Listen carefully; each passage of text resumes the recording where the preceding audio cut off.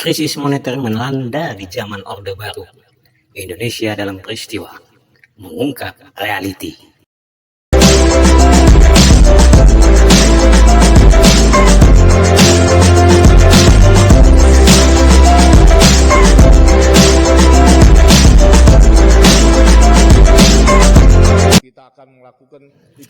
Pasca dilantiknya Presiden Soeharto pada tahun 1997, tidak lama berselang terjadilah krisis moneter yang melanda bangsa Indonesia. Krisis moneter tersebut bukan hanya saja terjadi dan berdampak di ibu kota, namun seluruh kota-kota besar yang tersebar di seluruh Indonesia, tidak terkecuali dengan masyarakat-masyarakat yang ada di pedesaan ataupun masyarakat-masyarakat yang hidup di perkampungan. Pasalnya, merekalah yang paling berdampak atas kenaikan-kenaikan harga, atas kenaikan-kenaikan seluruh bahan bakar minyak. Saat itu inflasi melanda seluruh masyarakat di dunia, negara-negara di dunia menjadi dampak inflasi tersebut.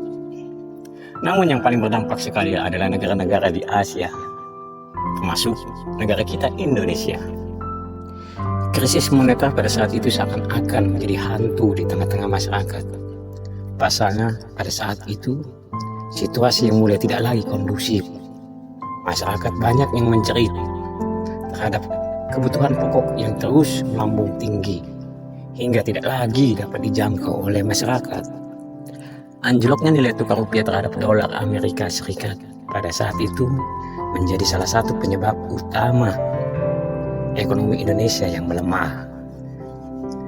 Nilai tukar terhadap dolar Amerika Serikat di kisaran 3.000 sampai 4.000 sebelum memasuki masa krisis moneter.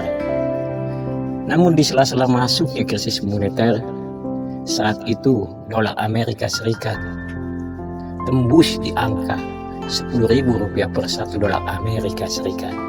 Sehingga pada waktu itu mata uang rupiah terus melemah, sehingga mengakibatkan seluruh kebutuhan pokok di masyarakat terus melonjak tinggi hingga tidak dapat lagi dijangkau oleh masyarakat. Banyak daripada masyarakat pada saat itu mengeluhkan naiknya harga kebutuhan pokok, BBM melambung tinggi hingga susu pun sulit untuk dibeli.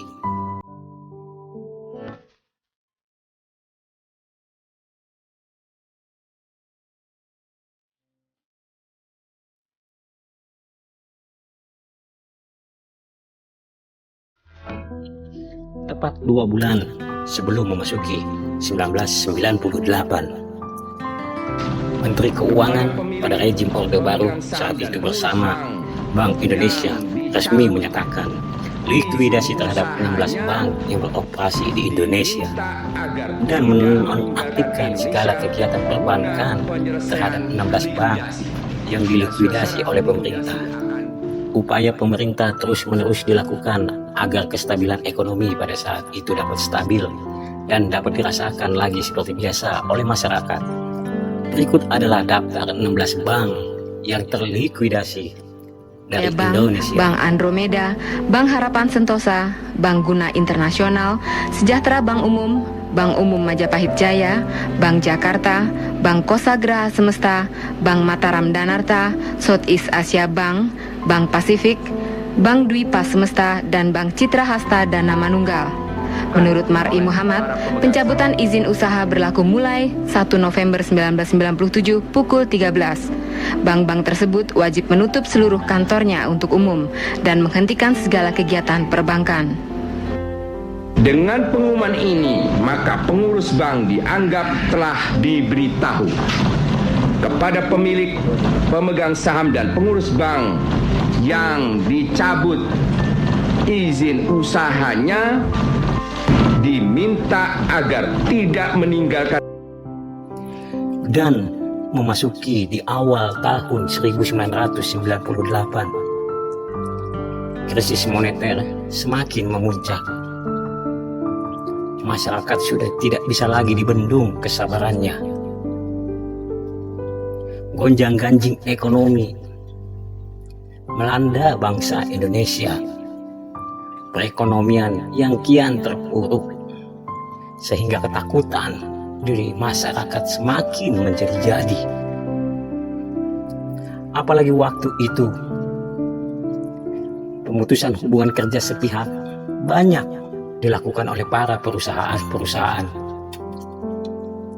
PHK terjadi di pabrik-pabrik sehingga angka pengangguran terus meningkat dan kemiskinan pun semakin merajalela. Perusahaan banyak yang gulung tikar akibat ekonomi Indonesia yang tidak stabil lagi.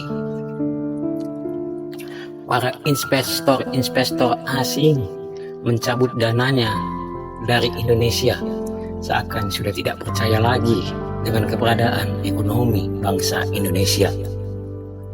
Upaya pemerintahan rejim Orde Baru pada saat itu tidak sanggup mengatasi krisis moneter yang melanda negara kita. Para pejabat, para pengusaha, serta para penguasa negeri seakan-akan berkhianat pada masyarakat. Saat itu, masyarakat sudah tidak lagi menaruh simpati kepada pemerintahan pada rejim Orde Baru. Seiring dengan ketetapan pemerintah yang telah menetapkan likuidasi terhadap 16 bank tersebar di seluruh Indonesia, para nasabah pada saat itu khawatir akan dananya yang tersimpan di bank tersebut. Kantor-kantor cabang 16 bank banyak didatangi oleh para nasabah untuk menarik dananya yang tersimpan di bank tersebut. Bukan hanya saja kantor cabang yang didatangi oleh masyarakat, namun antrian di anjungan tunai mandiri yang tersebar di seluruh Indonesia menjadi sasaran bagi masyarakat untuk menarik dana tunainya dikarenakan khawatir akan dananya yang hilang begitu saja.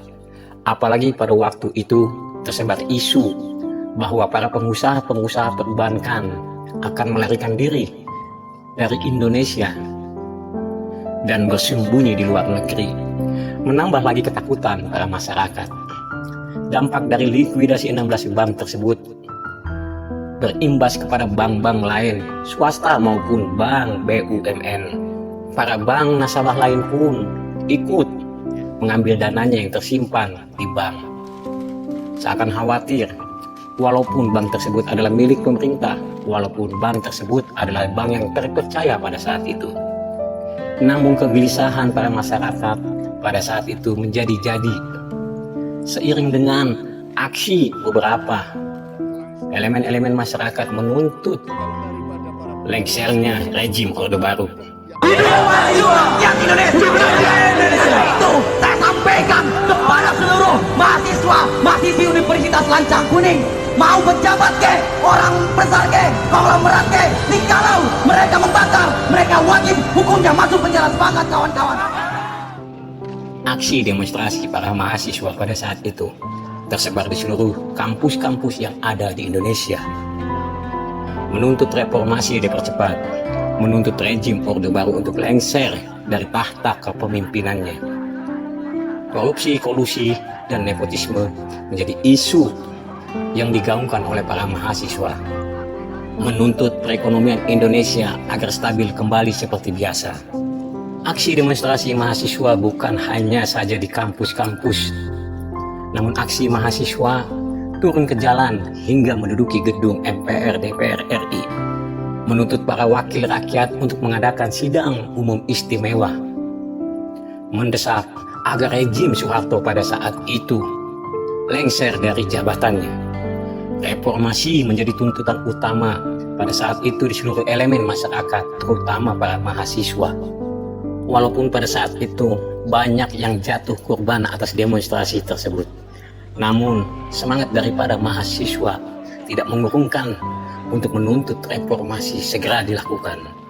Pemberitaan di berbagai media elektronik maupun cetak pada saat itu menulis kabar tentang reformasi agar dipercepat dan menghapuskan tindak pidana kolusi, korupsi, dan nepotisme. Pasalnya pada saat itu para pejabat banyak sekali yang mempraktekkan kolusi, banyak sekali mempraktekkan sistem oligarki, pelaksanaan terutama para jajaran menteri kabinet Orde Baru pada saat itu. Namun bagaimana pemerintahan Orde Baru pada saat itu bisa mengatasi problematika yang terjadi di Indonesia? Namun bagaimana para pejabat pada saat itu menghadapi situasi yang genting terhadap masyarakat?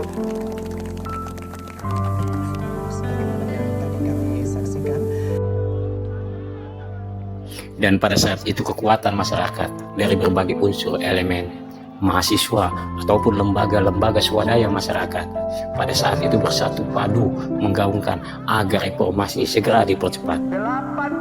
Pergantian kekuasaan rejim Orde Baru beserta kroni-kroni daripada rejim Orde Baru tersebut agar reformasi terus dapat terlaksana dan pemilu pun dapat dilaksanakan kembali.